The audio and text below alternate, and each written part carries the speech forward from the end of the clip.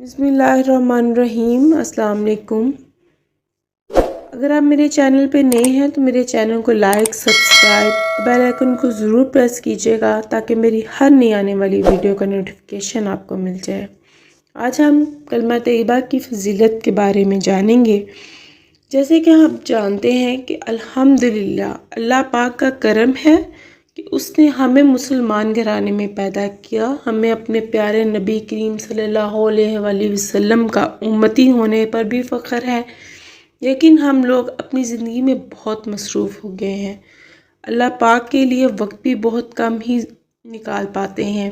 نماز بھی ہم جلدی میں پڑھ رہے ہوتے ہیں، کسی طرح نماز مکمل ہو اور فلاں کام کو مکمل کروں۔ ایسے ہم لوگ اپنی آخرت کا بہت کم سوچ پاتے ہیں، جو کہ ہمارا اصل ٹھکانہ ہے۔ اور آج آپ خود اس سے پوچھیں کہ آپ اپنا کلمہ یعنی کلمہ طیبہ کو دن میں کتنی دفعہ پڑھتے ہیں۔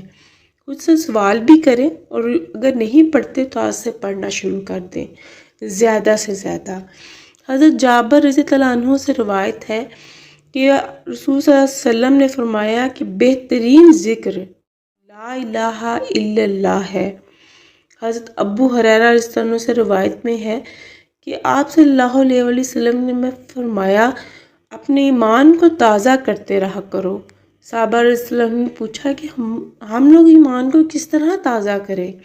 آپ صلی اللہ علیہ وسلم نے فرمایا لا الہ الا اللہ کو خوب کثرت سے پڑھا کرو۔ ہماری زندگی میں بھی ہم لوگ سے بہت گناہ ہوتے رہتے ہیں، اور ایمان کا درجہ ویسے بھی اوپر نیچے ہوتا رہتا ہے۔ ایسے میں ہمیں چاہیے کہ ہم اللہ کے اس ذکر کو ہر وقت جاری رکھیں۔ اللہ کے نیک بندے یعنی اولیاء اللہ بھی ہر وقت اس کا ورد کرتے تھے تاکہ ایمان تر و تازہ رہے۔ ابو ہریرہ رضی اللہ عنہ سے مروی ہے کہ آپ صلی اللہ علیہ وسلم نے فرمایا کہ لا الہ الا اللہ کی کثرت کیا کرو، اس سے پہلے کہ تمہاری اور اس کے درمیان رکاوٹ آ جاتی یعنی موت۔ نہ موت کے وقت دہشت، نہ قبر میں وحشت۔ حضرت ابن عمر رضی اللہ عنہ سے کی روایت ہے کہ آپ صلی اللہ علیہ وسلم نے فرمایا لا الہ الا اللہ والوں پر نہ موت کے وقت کوئی دہشت ہوگی اور نہ قبر میں کوئی خوف یا وحشت ہوگی، بلکہ اس کے ذکر کی وجہ سے وہ امن میں رہے گا۔ حضرت ابو ہریرہ رضی اللہ عنہ سے روایت ہے کہ آپ صلی اللہ علیہ وسلم نے فرمایا کہ اللہ تعالیٰ کے لیے عرش کے سامنے ایک نور کا ستون ہے۔ جب بندہ لا الہ الا اللہ کہتا ہے تو وہ ستون حرکت کرنے لگتا ہے، تو اللہ تعالیٰ اس سے خاموش رہنے کا حکم دیتے ہیں۔ وہ کہتا ہے کہ کیسے خاموش رہوں، آپ نے اس کے کہنے والے کی مغفرت نہیں فرمائی۔ چنانچہ اللہ کہتا ہے کہ میں نے مغفرت کر دی، تب وہ خاموش ہو جاتا ہے۔ حدیث پاک میں اس ذکر کی بڑی فضیلت اور اہمیت ہے، اس لیے صبح شام 100 مرتبہ اس کا ورد معمول بنایا جائے۔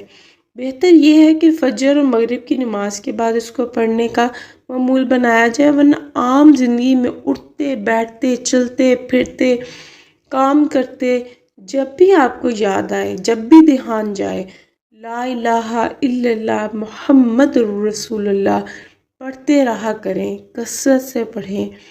اس کی برکت سے اللہ آپ کے بگڑے کاموں کو بھی سنوار دے گا۔ اگر آپ کو میری ویڈیو اچھی لگی ہو تو میری ویڈیو کو لائک، میرے چینل کو سبسکرائب اور بیل آئیکن کو ضرور پریس کیجیے گا تاکہ میری ہر آنے والی ویڈیو کا نوٹیفیکیشن آپ کو مل جائے۔ جزاک اللہ خیر۔